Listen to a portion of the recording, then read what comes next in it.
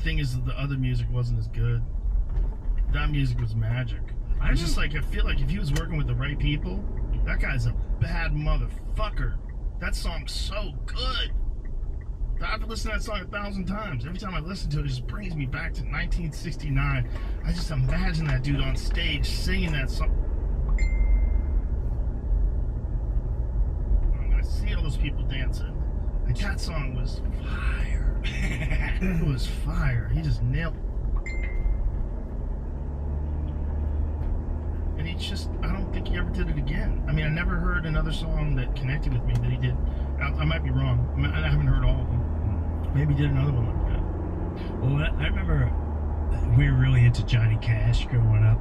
And I remember when after I saw the movie, then I realized he had a TV series. And then Johnny Cash had a TV series? Yes! What was it? It was called the Johnny Cash Show, and it was on TV. It was and, bro, can we see what that looked like? Yeah. The Johnny Cash Show. And like the whole story behind the Man in Black, and he would, in one show, hold on a second. But what, the first thing I recognized was, yeah.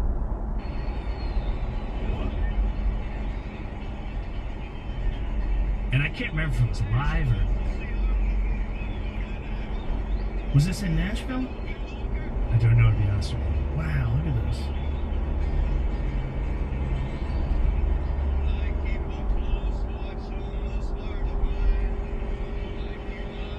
But he also... he would talk. Motherfucker he was. No, dude, when he would talk to the crowd, he'd get into some deep stuff and interact with the crowd. And then the music, whoever he had on Musically, which what I noticed was, it wasn't about their outfits. It wasn't, well, she wasn't so much the chicks that sang. No one's crawling on the floor and tweaking. It's the song. Yeah. It's the beauty of the song. It's the spirit of the song. Like, look, this chick, is that his wife? Who is that? This is the pilot for the show? 1965. Bro, and then this is crazy too. He just wanted to sing gospel his whole life, and they were like, and that's what I picked up from the movie. There's a scene where he goes to the producers or the record company, and like, come back. When he came back and said, all right, we'll play that. Now we're gonna. But on here, he went full-blown gospel on a show, and he went live, and they threatened to pull him and all that. That guy was a badass. He was a pioneer. But the music, it was more about the music compared to whatever's going on today. Well, there's some people out here that are just doing the music too. There's people out there, and they're very popular too, because they're just doing music, and people are like flocking to that. You know, there's a lot of that now. Like guys like Zach Bryan, people like flock to that dude because it's just music. It's just music. There's no antics. It's just him writing amazing songs and singing them beautifully. And there's a bunch of those people out there right now, and they're thriving because people are connecting to it. You ever hear The Highwayman? You never heard that song? With what? It's one of my favorite Johnny Cash songs. Oh. It's Johnny Cash with Waylon Jennings. Willie Nelson and Kenny Rogers. I've heard this song. It's fucking beautiful. Yes, I've heard this. The Johnny Cash one. I fly a starship across the universe divine, and when I reach the other side, it's fucking amazing. It's an amazing song. They tapped into something. They did.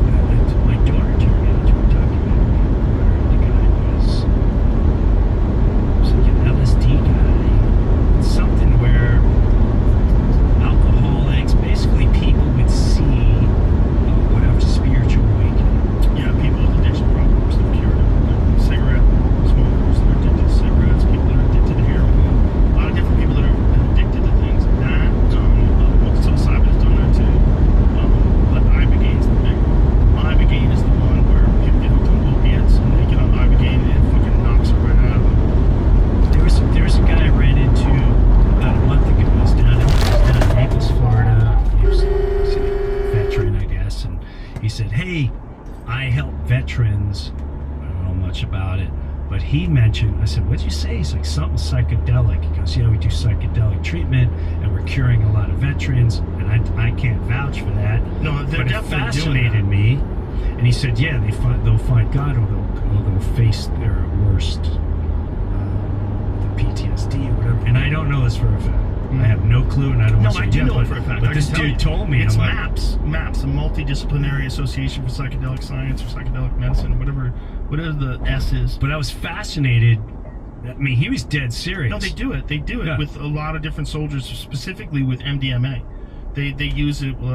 They use it on soldiers, and they've done a bunch of different studies and shown that it has a profound effect on them. So what is it? Is it bringing them to a euphoria, or is it bringing them to a wow? There's so much more to meaning of life. Does it bring them? Where does it push them? Well, I think it depends entirely on their intention going into something like that. But you're going into this to try to alleviate PTSD and try to become at peace with your existence.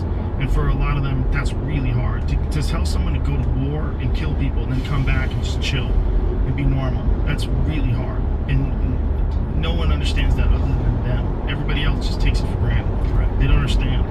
And the fact that they don't do anything to help these people in that way, if there's a thing that you could do, whether it's ayahuasca, whether it's ibogaine, whether it's anything, there's a thing you can do that can help those folks, and you know it's available, and you won't do it for some wacky reason because some corrupt politicians wrote it down in 1970.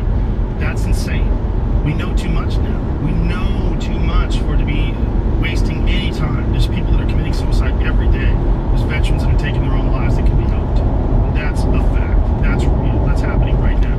And the people that are keeping that experience from those people have no understanding of it. They've never experienced it themselves. If they did, they would never keep it from people. To me, that's the crime. They would never keep it from people. If you've had a breakthrough psychedelic experience and you know what it can do to you and how it can change the way you view the world, you would not want to stop that from happening to someone else.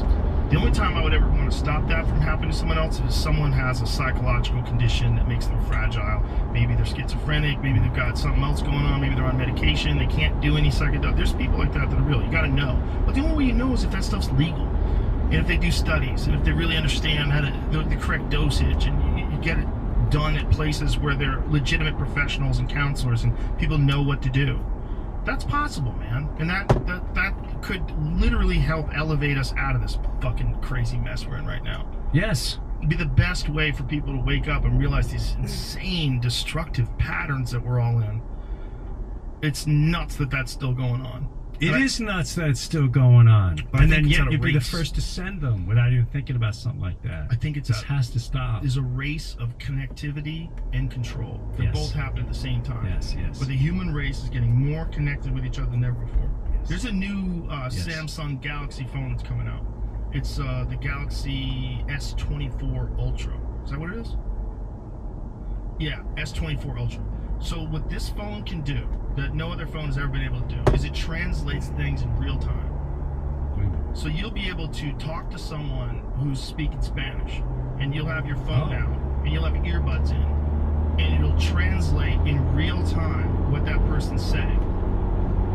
And then it will do the same from you to them. Wow. That's pretty sick. Pretty sick. In real time, you and I, if you spoke English and I spoke Spanish, we would have a conversation in real time. And you'd be able to explain to me what you're talking about, and I would understand it immediately. That's amazing. It's amazing. So this is a part of Samsung's new AI that they're unveiling. So like Samsung has to compete with Apple, right? Because Apple is the #1 phone for like most of the people that I know, and they get caught up in the Apple ecosystem, which is like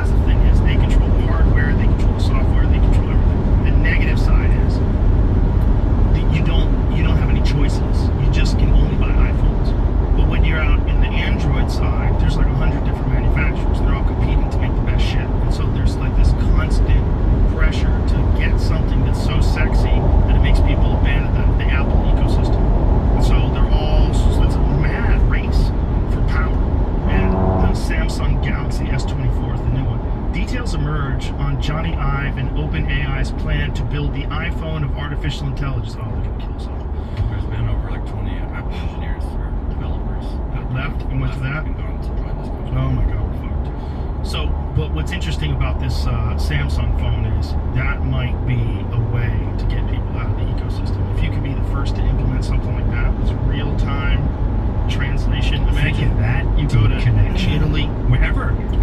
anywhere, Go to a tribe. anywhere. Well, that would be tough. There's some undocumented languages. You go to like indigenous Australia. There's hundreds of languages. Yeah, no. My buddy Adam Greentree was explaining that to me. Yeah. Those the people that live there, they call their group mobs. Okay. And so there's mobs, these aborigines that are just 30 kilometers away from another mob, and they don't even know how to talk to each other. Wow. They speak a totally different language. Well, that makes sense. Yeah, and there's hundreds of these different languages. So Okay. if you go over there, we're fucked. I got you. Because nobody knows. But that's just for now. For now, nobody knows. Correct. But I bet AI will figure it out. I bet they'll get a bunch of fucking those people to talk into it, and they'll just decode it and decipher it and figure out what it means. Yeah, well, they already figured it out. They're going to slowly give you. Yeah. First, give them this one. And they can talk to someone from France. Yeah, you're gonna get France. You're gonna get German. You're gonna get people speaking. Spanish. Yeah, Spanish will be the first. Spanish should be number one, right? Because that like behind English, that's the second language. Yeah. You're gonna get the Arabic languages. You're gonna get Portuguese. It's gonna be interesting, man. But it's gonna happen in real time. That's a new thing. Once people can talk to each other in real time, like that's one of the cool things about Translate. Like if you look at someone's tweet and you can press that Translate button. Yes. So someone who's speaking Hebrew, you translate it. You're like, oh, that's what he's saying. Yes. Okay. No, I agree. Now, if you can have conversations, Yes. deep conversation with someone you've never met yet, and the only thing kept you from Yeah. one another is not knowing each other's language. Exactly. That's pretty This amazing. This is in the Bible. This is the Tower of Babel. You know, this is what the Tower of Babel story is. I think it's supposed to be the lesson is supposed to be about human, whether it's ego or greed. But the idea is that God decided to confuse people by making them speak a bunch of different languages so they can never talk to each other. Mm. It's because they tried to build a tower that touched the heavens. Am I fucking that up? What is the actual thing? So I can. That is it. Yeah, look, here's the picture. Oh, there it is. Okay. Depiction of it. So God's like, you motherfuckers, I'm gonna fuck with you and make you build a bunch of different languages, you idiots. So according to this story, a united human race speaking a single language and migrating eastward comes to the land of Shinar, where they agreed to build a city and a tower with its top in the sky. Yahweh, observing their city and tower, confounds their speech so that they can no longer understand each other and scatters them around the world. So what that might mean, the Bible, if you're thinking about it, it's a written account of the last catastrophe and the people that made it out of the last catastrophe. So if at one point in time before the catastrophe there was a single language that was spoken because they had reached this ability in terms of whether it's education or some kind of technology that allowed people to communicate with each other freely, where everybody could speak. And then when the asteroid hits, boom, and civilization goes back in the Stone Age, people scatter, and then new languages develop. People forget the old languages. They run into people that have never even experienced it. They travel around the world and repopulate the earth, and everyone forgets the universal language. I can see that happening. It's totally possible. Like, think about the old, like, we don't even Or you're know just what tired. ancient Sumerian sounded like. Right. They just guess. Like, if you ever see how they used to write 6,000 years ago? Even telecommunicating. Have you ever seen it? No. It's called cuneiform. It looks like old-time nails. Like a nail going sideways and two nails going down. You look at it and go, what the fuck is this? This is the old... Find some of that shit. This is the oldest known human language. That's how they used to Right write. there? Yeah. I mean, what the And fuck? I bet you it's a whole story. I'm sure it is. They've deciphered some of it. It's like very controversial, but there's a guy named Why is it Zechariah Sitchin. controversial? Because I'm going to tell you. There's a guy named Zechariah Sitchin, and he wrote these books about his translations of the Sumerian text. And he said that it's all about the Anunnaki, this species that lives on planet Nibiru that comes into contact with Earth every like 3,600 years, and they created us. They use us to mine for gold, and they merged with us and gave us their DNA into lower primates and created people. And this guy was like a legit scholar. That's what this whole ancient Sumerian period is a wild period in human history. So what 6,000 years ago. See, that's the part I always have a hard time with. Like, people say it's 7,000 or 10,000. Yeah. How do they figure it? Carbon dating. So what they do is and it's not exact like the day in October. No. But it's in a range of a couple of hundred years, depending on what kind of carbon date they use. So they get organic material. They get organic material that's from that area. So if they dig down, they find a pot, right? And then in that pot, they can take organic material out of that pot, and then they can carbon date it. If that organic material is 10,000 years old, they can reasonably assume that pot is probably 10,000 years old too. That's what they do. It's not exact. It's really close. They're pretty good at it now. I think it's radiocarbon data. The radiocarbon dating is the most advanced version of it. They're constantly making better versions of this too. That's how they do it. So these fucking people lived 6,000 years ago, dude. And they talked about these beings that came from another planet. From heaven to earth came. Bro, That's the Anunnaki. I'm at the point where I don't know I don't know anything anymore. I really don't. Well, If we want to say, if you 10 years ago, if you brought up flat Earth to me, I'd be like, I don't even want you in my house. I don't even want you in my house. And now you're like, Now I'm like, let me hear your argument. wow, that's okay. Wow. I never thought of it like that. Or if you bring up almost anything now, I go, oh, wow. I'm getting good weed. That's what it is. Well, that's the scary part is, I don't know if I am. If I had great weed, I might figure it all out. But what I mean is, I literally feel we really don't know anything anymore. Well, we know I'm at that point. Like, we know some things, but we know a lot. But there's an old quote that is the bonfire. What is it? It's a Dennis McKenna quote. He said something about as the bonfire of enlightenment grows, the surface area of ignorance is exposed. So that the bigger the fire of knowledge grows, the more area is exposed, you realize how much you don't know. So in the beginning, people never thought about subatomic particles. As the bonfire of knowledge grows brighter, the more the darkness is revealed to our startled eyes. That's the quote. It's a beautiful quote. Oh, it's Terrence McKenna wrote that. So that quote is like what's going on. Like, as much as we think we know, we're still one day, people in the future will look back at us like we look back at fucking idiots making arrowheads out of rocks. Right. That's it. Right. At the end of the day, and that's what they're gonna think about us. And also think about, I don't want to, Bible, whatever. How do we know when you're in truly a biblical time? Like, we could be in it right now, and how do we know who the prophets are? And how do we know if there's not prophets among us? And well, how do we know? Well, listen, if the Bible's real, you're always in a biblical time. So if the Bible is a representation of the actual history of the universe, if that's what it really is, it's just told through the telephone game to like 1,000 years and then written down. But think about, in the beginning there was light. Isn't that the Big Bang? I don't. I mean, if you think about just parts of the idea of God creating the earth and God creating the universe and doing it quickly, the fucking Big Bang was pretty goddamn quick. I mean, it wasn't 6 days, but it's pretty fucking crazy that something just existed. Now, if you were a person that had been told that, and then you tell other people that for 1,000 years, and then someone writes it down, maybe that's what you get. Maybe you get God created, the heavens and the earth in 6 days. Maybe that is their version of the origin of the universe, as it was told to people that understood it 10,000 years ago, 12,000 years ago, whatever it was.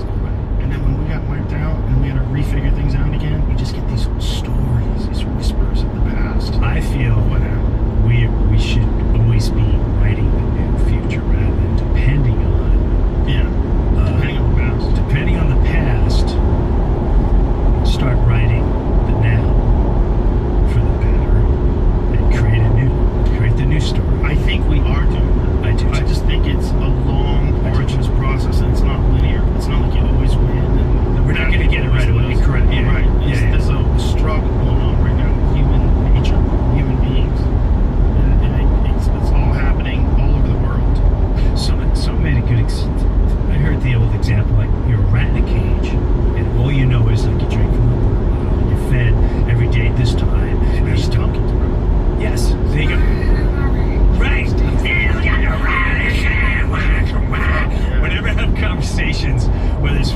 wife, whatever, and we get into this, and I always just go, despite all my rage, Give me some of that to close this out with. just a rat.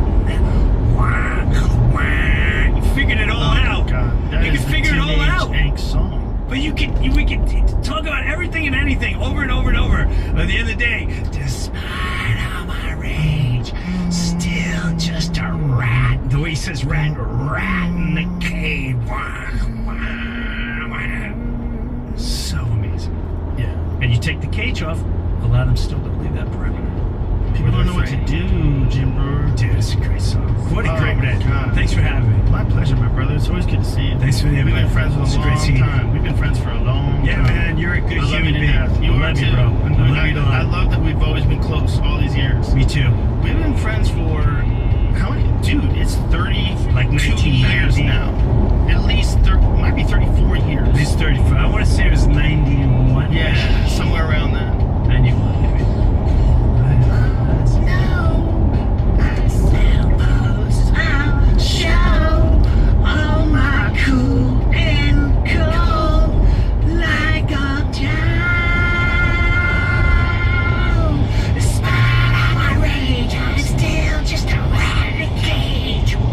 Good night, everybody. We love you to death. We're gonna work this out, folks. We are. We're gonna work this out. It's gonna end well. Peace and love.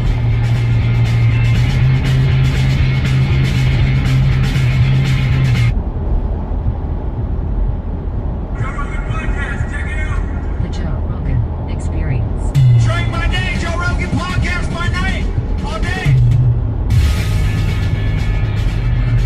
What's up? What's going on, Good to Joe? see you, brother. Thank you What's for up? having me, man. So we were just talking about injuries, like Yeah. the life of a fighter. Yeah. So you always have something wrong, right? Yeah, it's rough. Like, especially for someone me, like I'm getting a little bit older now and I'm being smarter, but like I was training, I still kind of do like almost 3 times a day. So like I would do a morning skill session, an afternoon run, or an afternoon strength session, and then another skill session at night. And I did that for 10 plus years. So, but I love it though. So I'm finding now, like trying to find that balance of like, if it's a hard morning, like MMA, like sparring session, nighttime will be jujitsu, and I'll try to make it light. But you know how that, like, you drill, then you start rolling, and when you're rolling hard, it's almost just as, I get injured sometimes more during jujitsu. So The whole rolling light is it doesn't happen. never happens. I was telling my wife, because my hand, I was coming out here, I was like, maybe I can go and I can just like drill with Gordon and those guys. She was like, you ain't fucking drilling with no, if you guys start rolling light, like there's not gonna be any of that. And I'm like, you're 100% right. So yeah. That's smart though. That's Yeah, I'm smarter Sean, like older. 100%. And that's where, like, before I'd be like, nah, fuck that. Like, I'm gonna go hard, and then I'd be injured, and then I wouldn't be able to fight. So The problem with injuries is if you don't give them respect, they get chronic. There's so many guys that have an injury and they try to train through it, and it just gets worse and worse and worse. Yep. And then instead of being out for 6 weeks, now you're out for 6 months. and that was me after my Bilal fight. So I came home from Abu Dhabi. I didn't have any injuries. I wanted to get back, and I wanted to get that taste out of my mouth. So I'm back training, back running, and then I started to feel that pain I was telling you about. And I literally just kept running. Like, I'd run, once I was warmed up, like, you know how it is, you warm up, the injuries kind of go away. Like, you feel good until you cool down. And I did that for a couple months, and I had a fight scheduled, and I tore my groin. And then I rescheduled the fight, I did my rehab, and then first week back of training, it tore again. So it was a shitty road. Have you had any surgeries? I had my deviate septum done. Obviously, they didn't fix the outside because this shit's fucked up. But besides that, like, I broke my thumb. I never had knee, never had any. I've been pretty lucky with no surgeries, but a lot of injuries. Isn't the deviated septum one amazing? When I got it done, and when you have to have those things in your nose for a week though, as soon as they pull them out, you feel like a new human. It's like oh, it's the best. It's incredible. It's the best. I never knew like how much cardio I was missing, not being able to breathe out of my nose.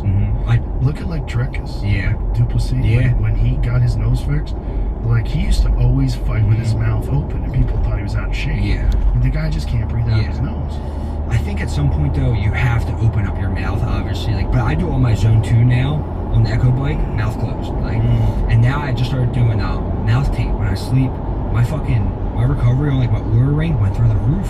Just from mouth tape? Just from mouth tape. You use like hostage tape? I had this one called Dream that I got, but hostage, it's the same thing. Does it fuck with you with the mustache though? No, I mean, sometimes if I have like too much facial hair, it doesn't stick that good. my buddy Simon was saying that because he had some like cheap one. He was like, doesn't it bother you when you pull it off? I'm like, yeah, a little bit. No, I don't mean that. I mean it doesn't stick good. Oh no, these ones they stick good. Like you have to pull it off. Yeah, the cheap ones just fall right off. Like I'd wake up and it'd be like on my fucking shoulder. Right. Yeah. Right. But that's interesting that it had that much of an impact on your recovery. Yeah. So you wear an Oura ring. Yeah. And like, so what is? My wife wears one of those. Whatever. Yeah. How does it work? Like, what is the what's the metrics it gives you? So I used to have Whoop, and Whoop couldn't, like, I was getting inaccurate. I couldn't shoot through my tattoos. Yeah. So I would get inaccurate readings on all my shit, and I actually like messaged them, and they're like, hey, like, it's just the kind of lighting we have.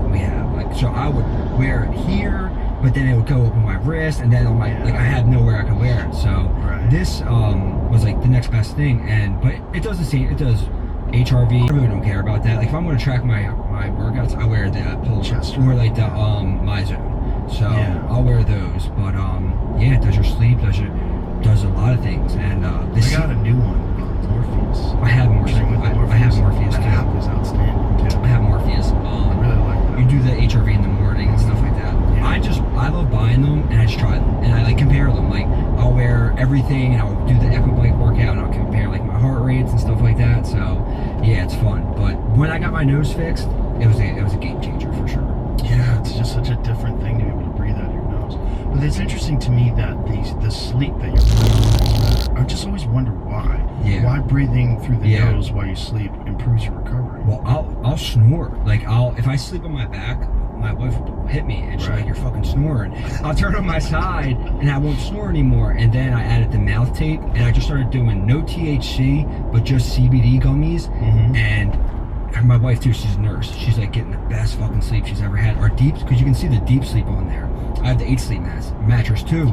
So I can like compare it, and our deep sleep is from the CBD for me, and the mouth tape is through the roof. She doesn't do the mouth tape, but she does the CBD, and our deep sleep is great. That's interesting. So like, does it give you a score? And like, what is your score that you get? So it will give you like, can I put my phone out? Sure. I posted one the other day. So here it is, JD's book. Yup. So it shows you readiness. Track to recover is 44. That's me and Dave for sure. This way. Drink carefully is 75, and then good day ahead is 96. This was my one when I wore the mouth tape and the CBD. Okay. My heart rate was 38. Yeah, that's great. That's awesome. And you're like and usually my deep sleep doesn't get as deep. Rest of your heart rate 38 is perfect. Yeah, especially not for a camp. Man, that's great. It says each person a unique version of normal rather than your base averages on in-person population benchmarks like hit 10,000 steps or gets to know you and provides you with personalized baselines and insights. Whether your sleep took a hit after a night out or you're prioritizing balance in your wellness routine, or it helps you reach your goals with the best 3 months used to do your plan.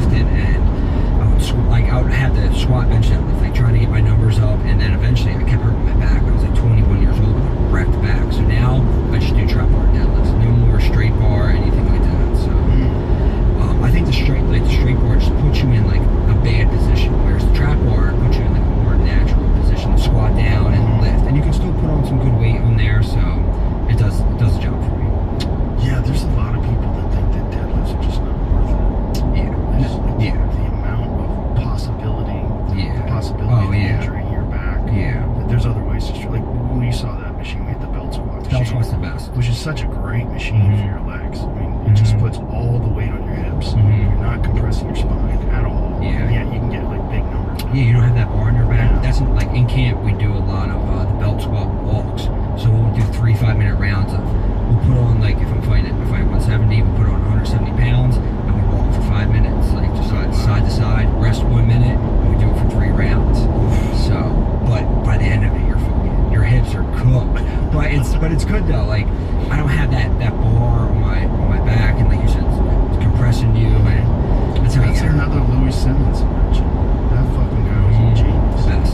He was such a genius. That's like the method we do is like the conjugate. So we do the dynamic upper, dynamic lower, max effort, max effort. So a lot of we do a lot of sled pulls, backwards, forwards. So it's a lot of like the Louis stuff. It's really good. It's interesting when you see fighters training and like their strength and conditioning routines, because it's so hard to figure out what's the optimal balance between strength work and skill work. Yep. And then we were talking about how GSP, especially towards the end of his career, all he did was do skills. Yeah. That's all. He didn't really do any strength and conditioning. Yeah.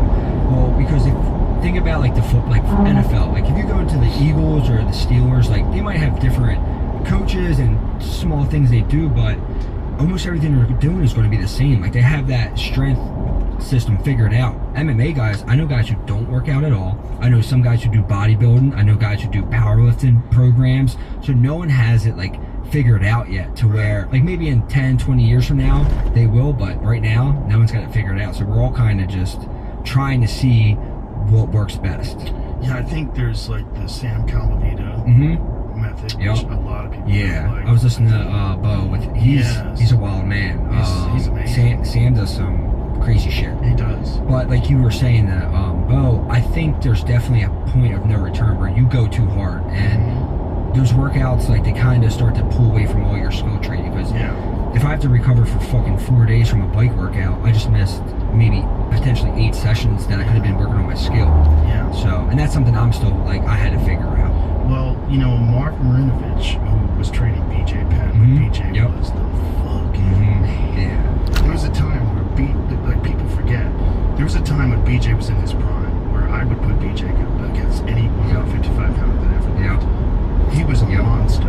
And when he was training with Marinovich, they really didn't have him doing any skill training. Yeah. It was almost all cardio and plyometrics and these dynamic sprinting things. And their idea was like BJ already knows how to fight. Like the problem is the gas tank. Like giving him a fucking insane gas tank where he can go as hard as he wants. So do your drills, do your own stuff, but to have extensive MMA training, they're like for 6 weeks or 8 weeks, you already know how to fight. Just in 6 weeks, 8 weeks, just we're gonna blow it out with this insane cardiovascular routine. And they got him in just fucking superhuman shape. In superhuman shape, BJ was scared. Sean Shirk, BJ. That knee against the cage. Oh yeah. Joe Stevenson. Joe Stevenson.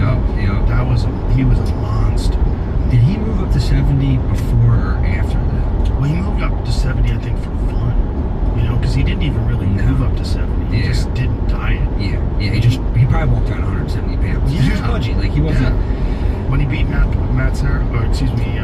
Hughes, he wasn't big. It was just Matt jiu-jitsu. Hughes was Monster. He had that farm strength. He was jacked. He was fucking strong. And now we all walk around close to 200 pounds. You know, wild.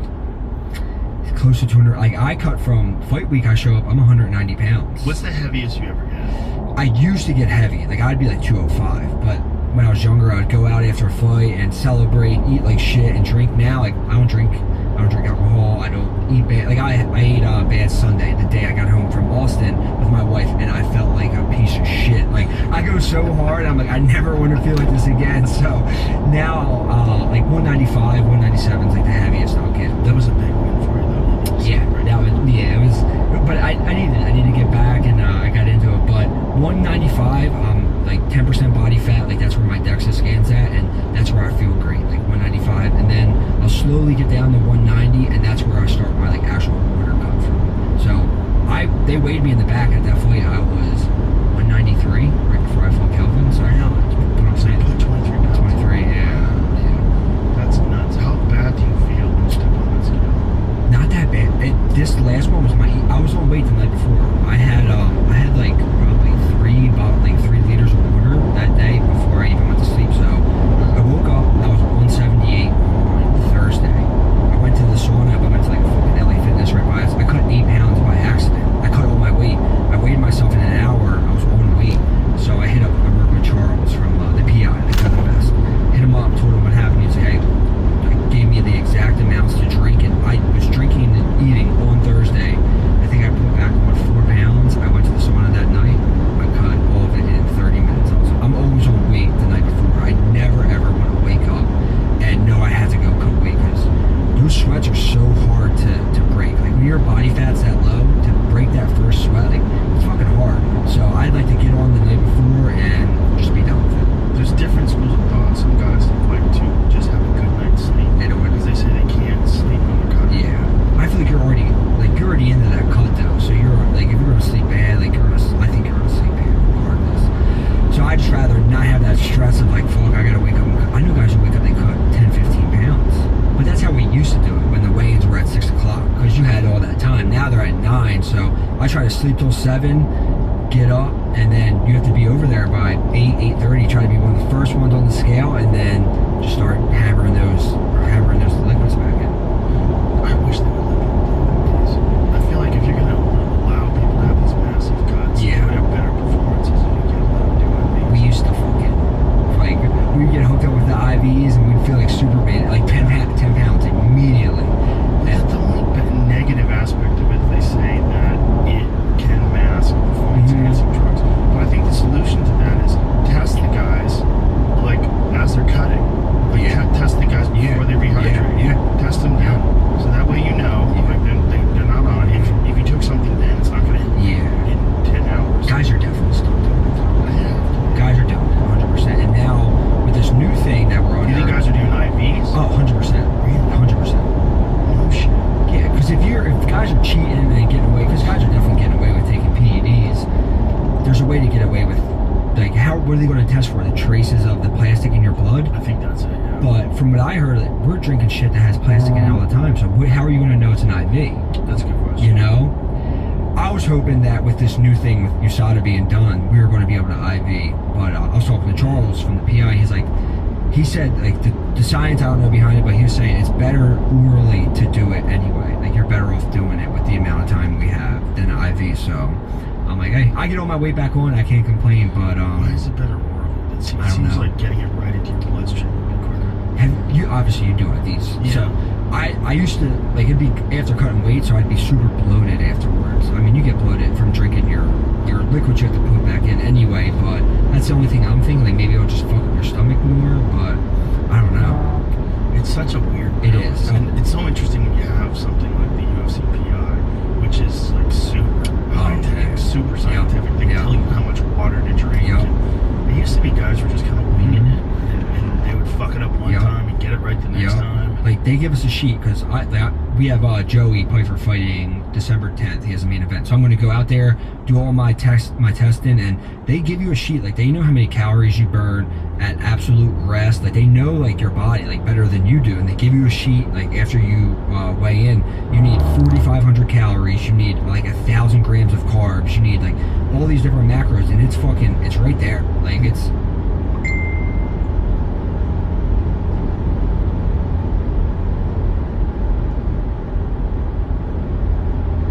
Like 1,000 grams of carbs. You need like all these different macros, and it's right there. Like it's. Do they provide you? I know they do that with some fighters. They give you like meal prep. Yep. Like how are they doing that? So they do it based on each athlete weight. As far as I know, yeah. They and I've hired other nutritionists and stuff like that, but the PI does it great. Like it's free for all UFC fighters, and if you're just in contact with them all the time, like I am, like they make it so easy for you. And they hand you your meals, and they're like, listen, eat this, and then you should be good to go. Like they're taking your weight, they tell you how much water to drink. Like they make it pretty easy for us, you know. And do they provide you guys with supplements? Because I know Thorn. Yep. Okay, so it's all set up. Yeah. For So if you want all Thorn, like now we have an app that we go on and we can put in an order every month that we want. So they do a lot of good shit for us. Like what are you not allowed to take? You're allowed to take creatine, right? Creatine. Yeah, so Creatine's okay. any supplement that's third-party tested. So I use this company called Allmax. They have some things that are third-party tested and some things that aren't. So all the things that are third-party, I think it's Informed Choice. So Informed Choice, BSCG, like I take Shroom Tech from On It. You guys have BSCG. I can take that. Right. But if it didn't, you can take it, but now it's at your own risk. So anything that's third-party tested, we're good to go. But I thought going into this now, like we'd be able to do more stuff, and I was asking Jeff about. I texted Jeff Novinsky, and I was asking about peptides. I just wanted to see, like, maybe for my hand or just any injuries. I'm like, are we going to be allowed to take this? And it's an absolute no. Yeah, I was talking to them about that too, and as well as the new guy from Drug Free Sport. Yeah. I forget his name. But the guy was taking over. You saw that, and they were saying no because peptides, you'll get popped for it in each individual commission. Yep. So if you're in Florida and they don't allow it, you test there, the Florida Commission will pop you for it. Yeah, because I was asking him, he said even if they didn't allow it, he said all the states, like, they won't give you, it's called a TUE, some kind of exemption, and they said none of them will do it. So I'm like, all right, well, just good to know, not to, but like stem cells and stuff like that, like as far as I know, like that's all good to go. Yeah, that's all good to go. Yeah, creatine, protein, like all that shit, like there's so many companies now who have third-party tested stuff, like you can take plenty of stuff, fish oil, like there, and then if you don't want to go outside the realm, just stay with Thorn, because their shit's super high quality. And the UFC gives it all that stuff. Yeah, yep. That's nice. Yeah. So do you ever do a camp at the PI, or do you your camps in Philly? I've done all my camps in Philly, and that's something like that I'm super like proud and happy about. Like I'm born and raised in Philly. I never left. We have a small team. It's called Marquez MMA. We have like 6 guys in the UFC right now. We have me, Joey Pfeiffer, Pat Sabatini, Andre Petrosky, Jeremiah Wells. So like we have That's a great crew. we got a good squad. We had Paul Felder. Paul was like one of the first guys out of Philly. Besides, I train with Eddie Alvarez. So like we have a good group of Philly guys. So That's nice. yeah, when I fought Christian Aguilera and I put him to sleep with a guillotine. Eddie was my main training partner because it was during COVID. He was fighting for ONE FC.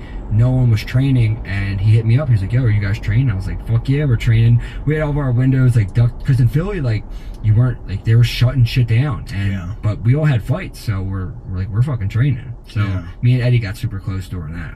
When Cormier fought Stipe, he got COVID during camp and just trained right through. Yep. Just kept going. I fought first time when you interviewed me and you weren't even in the cage. It was when they were still doing. Oh, that was ridiculous. It was Jake Matthews. I had COVID 2 weeks before the fight. You remember that? How crazy that was? You just had a fucking cage fight, so you're on top of each other, sweating, pounding on each other. Everyone's tested. I'm tested. All the announcers are tested. All the referees are tested, and we still couldn't be next to each other when I interviewed you. That was so dumb. So I had COVID 2 weeks before that. Only symptoms I had were I lost my taste and my smell, which that fucking sucks. For food, right? Food, and like I love drinking coffee, especially when you're in camp and you're cutting weight. Like that's the only like thing you really get to enjoy. So I get to fight week, show up because I tested negative before I got there. I let the UFC know. I get there, I take my first test,